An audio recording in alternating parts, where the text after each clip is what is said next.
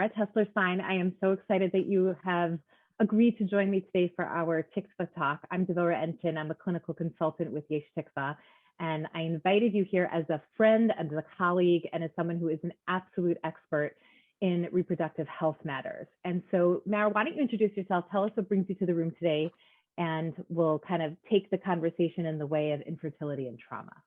Absolutely. It's really a pleasure. I was so happy that you invited me, Devorah. It's great to see you. So my name is Mara Tesler Stein. I'm a clinical psychologist, and I am based part-time in Chicago and part-time just outside of Yerushalayim. I have been doing this work for about 26 years.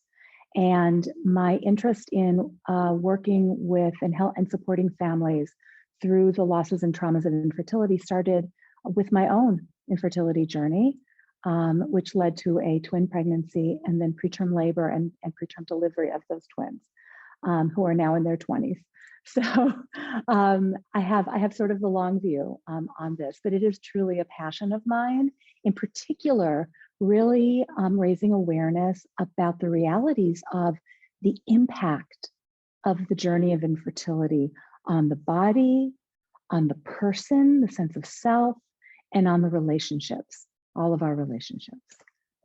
Absolutely. And when you talk about kind of some of the work that you do, I know one of the things I just want to bring into the conversation is your expertise in EMDR, because I think it's like this buzz term that's out there, but not everybody knows what it is. Can you just introduce that as a concept in terms of trauma treatment? Absolutely. Absolutely. So EMDR is a therapy, an evidence-based therapy that has been around for about 40 years now. It is a therapy that directly addresses what happens in the nervous system during and in particularly the aftermath of trauma.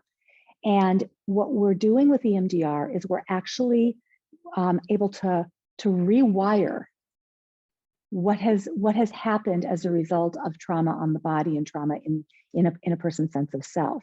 So it's not about thinking about or talking about the trauma. It's not even about understanding what has happened in the context of your family or relationships, although that happens. You know how sometimes you can, when you're sort of in a grounded space, a particular mood, you can sort of say, well, I understand these things. I know these things to be true.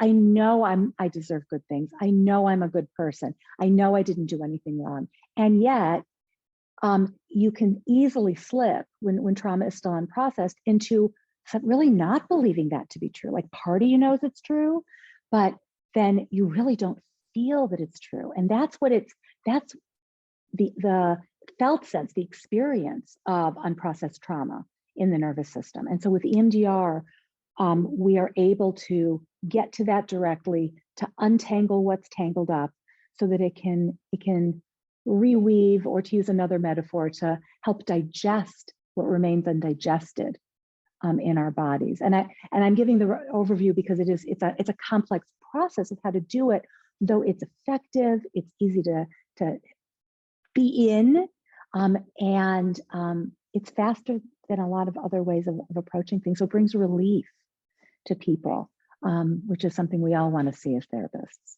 For sure. And maybe this is a good way to kind of segue into the definition of what trauma is and how do we define trauma? Because I think, some people might hear about infertility and say, I don't experience that as a trauma, or that was one of the most traumatic things I've had to experience in my life. So how do we define trauma for the general audience? Yeah, so there are a number of ways that we can look at this, but essentially trauma is anything that overwhelms the nervous system's ability to cope, period. So that is by definition going to be individual. So what traumatizes my nervous system may or may not traumatize your nervous system.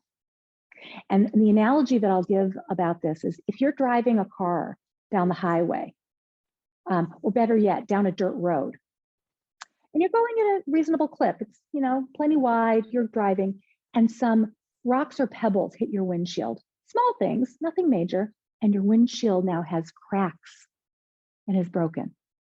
You're not going to get out of the car and say, those pebbles were too small to crack my windshield. That's not possible. Look at the windshield. The windshield is cracked. There's injury to the windshield. That's all. So we need to look at the nervous system to say, hey, what's going on here? To say, well, the evidence of your body, the evidence in how you're responding says that was injurious to you, that hurt you. That's what trauma is. So trauma doesn't have to be something big and dramatic and explosive to count. In fact, some of the hardest traumatic events that I've seen with people over time has been a subtle interaction that would be subtle to someone observing it, but is not experienced as subtle at all, and that just slices through people. So talk to me about the infertility experience. When somebody experiences the intensity, the emotional exhaustion, the devastation that can really occur with trying to conceive or trying to conceive again.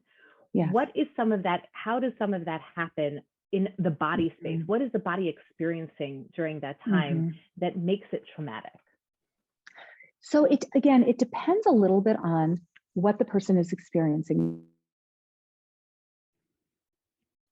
They can bring up real panic, can bring up shame, both of which are experienced fundamentally in the body. What's wrong with me that I can't? Why me? Why us? And so if even just as I say those words, just notice what comes up in the body, even just the echo of that. When you're in the middle of it, your body is really experiencing that. Even when you have ways of managing, ways of handling it, even when you think to yourself, it could have been so much worse, or it could be so much worse, that can be true. And at the same time, there's shame, there's panic, there's isolation, loneliness. We feel this in the heart. The body experiences that. There's nothing that we experience in life that the body doesn't also feel. We live in our bodies. What happens in those, when we're in it, when we're in that time? What is happening when we say, somebody's saying, I'm feeling the trauma of it? What are we experiencing? Like, what are some of the things that somebody might say, oh, that's my trauma. That's me experiencing the trauma of infertility. What might that person feel or experience? So this is a great question, because there can be a range of things that someone might experience. Everything from re-experiencing what happened to them. So there may be a flashback. There may be a somatic flashback, meaning the body is feeling something that was felt back then at the time. And it can be very confusing because it could happen at a time that you would not anticipate it. The other thing that can happen is sort of the flip side of that, which is disconnection, numbness, forgetting. So let's say you're in the middle of an infertility journey and your best friend has a baby. And they're waiting for you to come over and you forgot. Oh, I forgot. I'm supposed to go over there. Right. So or you go over there and you feel nothing. Or you can't stop crying. Or all of the above, because together with trauma comes grief. Grief and trauma are very closely intertwined. And grief is a very messy experience where you can feel these kind of seemingly opposing emotions and sensations at the same time. Absolutely. Which is enough to make anybody feel crazy. Right. But you're not. Right. But you're not crazy. Right. I think that's one of the loudest voices we have to have when we talk about trauma, is that trauma can be something that happens to me, something that I've experienced, and my body is responding to everything that I've gone through, and I'm not crazy for having that kind of response. No, exactly. Right? You're not crazy. It's not happening because you chose it to happen. It's happening because that's what the nervous system does. The nervous system does the best that it can to protect us. But when the nervous system has been overwhelmed, its ability to do what it automatically knows how to do most of the time can get blocked. And so something, by the way, like EMDR therapy is exactly rebuilding the capacity for the nervous system to do what it already knows how to do, so that some of this reactivity in the body and emotionally can really go away. And it's so important to know it's not your fault, you're not crazy, and you're not alone. Right. People may When not I talk think, about it, but they're right, experiencing it. right. And which is, honestly, that comes back to the essence of that needing support, not feeling Yeah, like I'm the only one who's going through this really difficult time. exactly, exactly. So kind of like taking it a few years forward. Now we talk about the people who've, they've gone through their journey, and let's imagine a scenario where the outcome was a positive one. She had her baby. She had two babies. The babies survived the NICU, right? The babies are thriving now as adults beyond the NICU. And I think there's this sense of like, I should be okay now. And yet there can be that moment. Sometimes it could be, we call it a trigger, but just those feelings of like, I should be okay now, but I don't feel okay. What is happening in those moments? What's happening is something unprocessed is getting re-evoked. And it may not be in the same topic even as infertility or even as babies. And I'll give you an example.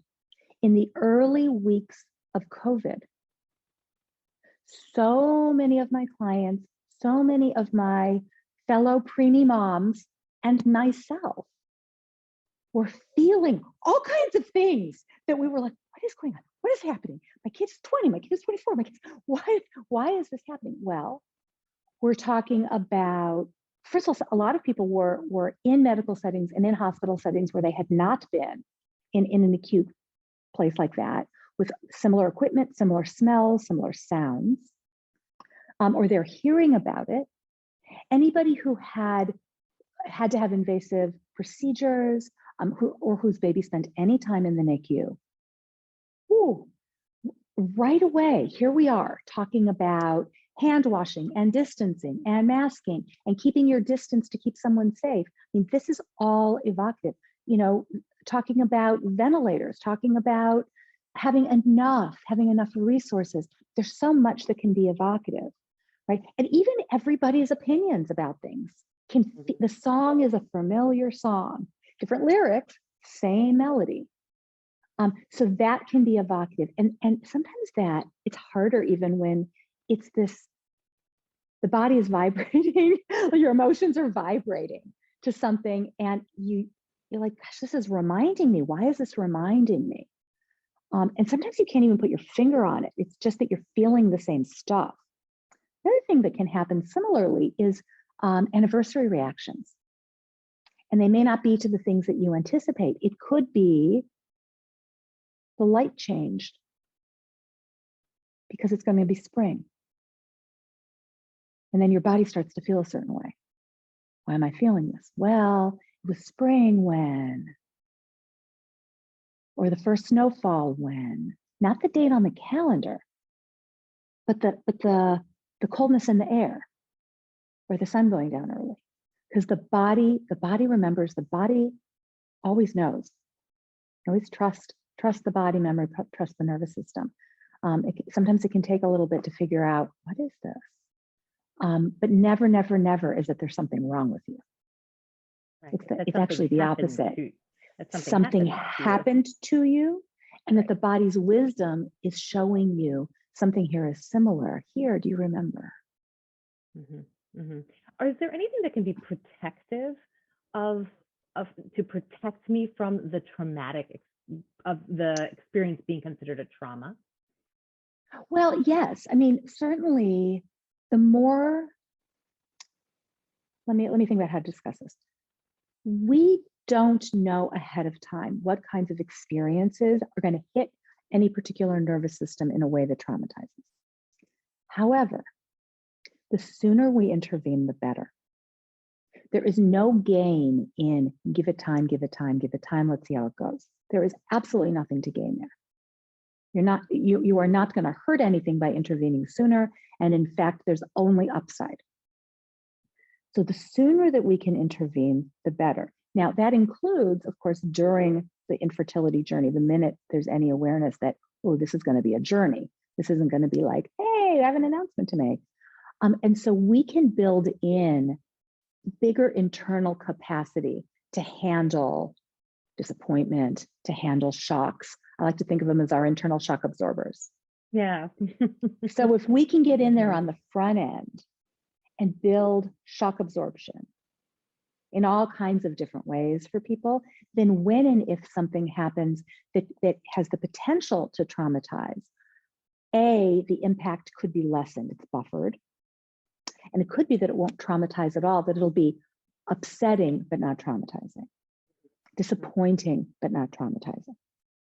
But I just want to say that no matter how much preparatory work you do on the front end, to please, please never blame yourself if what you're left with after some sort of incident has traumatized you. It's not your choice.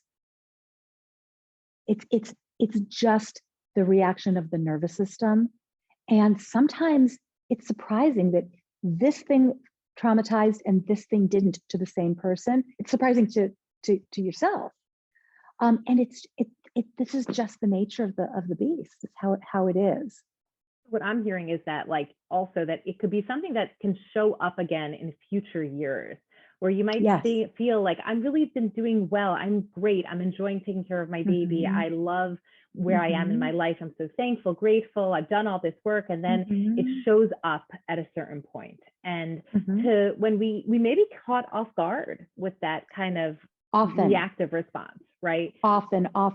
And it can happen when somebody whose birth you were excited about gives birth. The actuality of it might feel different than the anticipation.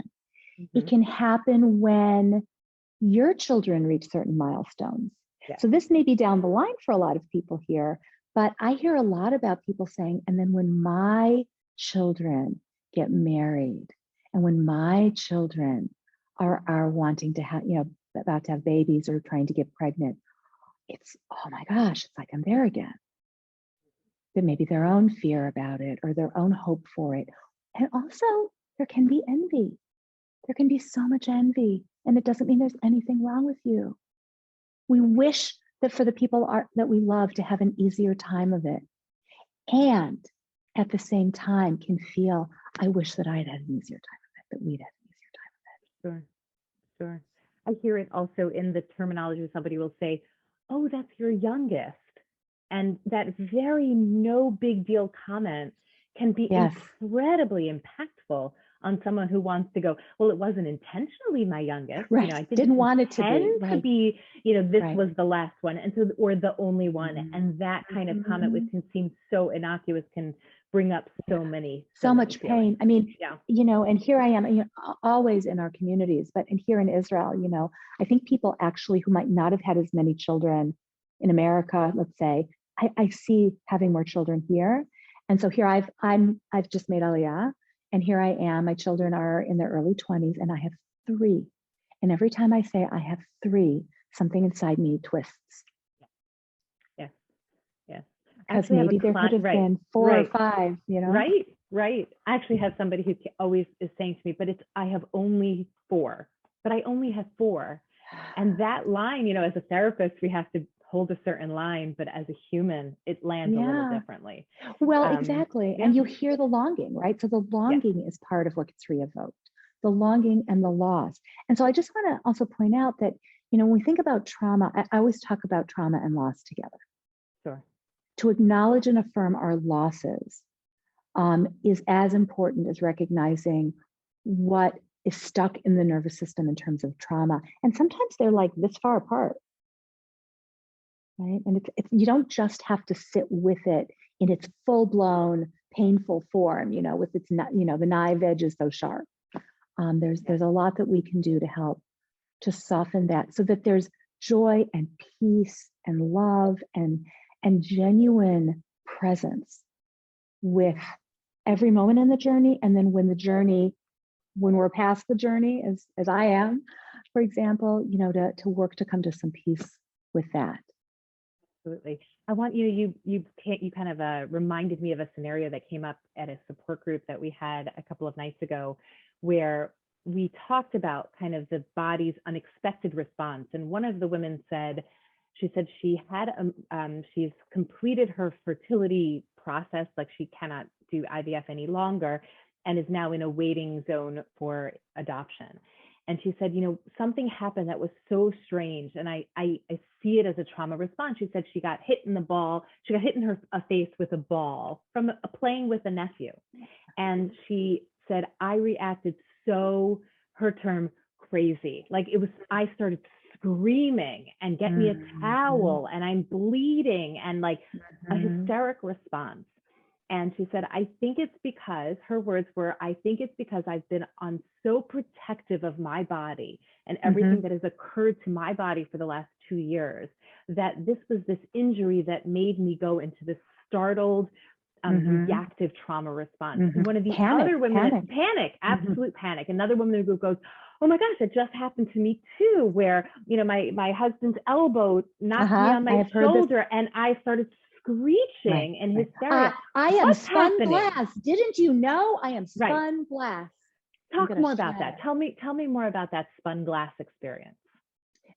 With infertility, and I think this can happen also early in a pregnancy after infertility. Well, not just early, all the way through a pregnancy with infertility, where the awareness of the precariousness of becoming pregnant, of staying pregnant, is so heightened, and this feeling of fragility, like the body isn't robust. And this can become a very deeply held belief of I'm fragile, I'm damaged, and I remain fragile and damaged. The body is not resilient. My body is not resilient. It's got to be exactly right or it won't be okay, because this is the experience of infertility. You know, it's you know, the internal ecosystem has to be exactly right or else.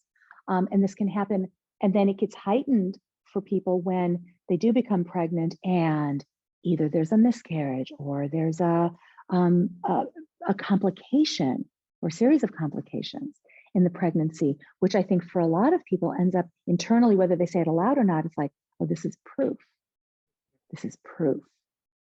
And what we're saying is it's not necessarily like a cognitive experience. It's the body just reacts in that shattered glass, in that I am made of glass. Exactly. Wow. I am made of glass. And it's emotional and physical at the same time. You know, the emotions connect to the physical sensations as well. So there's this just the belief isn't a thought that I decided. It's, if you translated all of this nonverbal stuff into words, the words would be, I'm permanently damaged. I'm not, my body is not resilient or robust. My body can't be trusted. Then one level more would be, I am therefore fragile. And if I'm injured, I have to be super protective of my body. Like that. Exactly. And that reaction wasn't a cognitive reaction. That was the body saying, you can't get that close to me. You don't touch me that way. I'll break. Right. Again, it wasn't up here. This is only after the fact that you can put words to it. Yeah. Yeah. But it's no less powerful. In fact, it's visceral. Absolutely. Absolutely. So as we like kind of wind it up for today, although I could probably speak to you for another 5 hours, one of the things I always like to give some offering of like a takeaway. If we're thinking about protective measures, if we're thinking about things I can do beyond just therapy, but what are some of the things, you know, we know support groups, get support, don't go through this alone. What else can somebody do to potentially minimize the traumatic impact or allow them to be a little less fragile, a little more resilient in their experience? Right. So this may sound counterintuitive to some, but the first step is awareness. The first step is getting embodied and grounded. It is so understandable to want to disconnect from the body when you're going through infertility. And even if you become pregnant early in pregnancy, because very often what happens is you connect to the body and then you're panicked because you're noticing everything. But if you can start to cultivate internal awareness so that you get a sense of like body sensations shift, emotions ebb and flow. This is normal stuff. This is okay. Doesn't mean danger. You know, to begin to kind of recalibrate, even as you're in the midst of an infertility journey. Physically ground yourself. Do things that, you know, then there's really good concrete kinds of things that you can do to feel like, oh, I am in my body. I am in the present moment. Because here's the other thing that happens that amplifies prior trauma and potential trauma, which is we're not in the present. We're falling into the past, or we're projecting ourselves into the future. And those are neither of them likely to be happy places. But being in the present, even when it's hard, actually creates better shock absorption. Because then also when you're in the present, you can begin to pay attention to more stuff like, how's my breathing? How's my tension? Just basic kind of body stuff, like, are my shoulders up at my ears all the time? Am I breathing really shallowly? Well, these are very common signs of stress, and can be signs of, in the aftermath of trauma also. But again, when you're aware and you begin to do very small things, doesn't mean you have to go to an hour-long yoga class. You can do very small practices that will make really noticeable shifts in how it feels to be you, inside this body that you're living in. And I can share some resources, some short videos, scripts, be great. Some things that you can do. Pressure points can be really helpful. Pressure point here, pressure point here. I like this one, Sea of Tranquility, which is at your breastbone, just pressing it firmly but gently. Every time I'm gonna melt. And then Devorah, you know that when from doing EMDR, that anytime you feel something shifting in a positive way in your body, you can do something really gentle to yourself and just tap slowly, maybe 8 or 10 times, and just notice. And even that helps the nervous system to calm down. And these are all things that you can do for yourself. You can do it safely. You can do it anytime. Some of the techniques are things you could do like at work and nobody will notice because it's under the table. You can do it while you're driving because it's on the steering wheel. Simple things. Right. I think it's so powerful to know that there are some things that are within my control that I can access without having to, spend thousands and thousands of dollars, or having to just suffer my way through, and really allowing people to access these small things that are incredibly powerful and effective. I think one of the things that I love the most in the EMDR training was the concept of just notice that. And I've learned to internalize that as a therapist, to just go, even in my own feelings and thinkings, to just go, I'm just going to notice that. Just instead of like running away from it or saying like, why am I feeling that way? Just go, or I have to fix it right now. Yes, exactly. And instead just going, let's just notice that. And it's such a powerful concept to say, I can sit in those difficult emotions and feelings and I won't crack. And I might actually be able to settle my breath into that difficult feeling, and that there is healing, or at least power, in that moment. There is. And realizing that the things that sound so simple, and you've probably heard them a million times. You see them in magazines, you hear them here and there. And I don't know, I used to think, okay, fine, breathe, okay. But actually give yourselves the gift of trying some of these. Give yourselves 5 minutes. Right. Some of this stuff, and just notice it. Because even a little bit of relief, a little bit of ease is a lot. It is. And I'd like to label that also in many ways as our self-care. We tend to talk about self-care as the manicure, the pedicure, the massage, the vacation, but self-care can be 5 minutes of quiet where I attend to my emotions.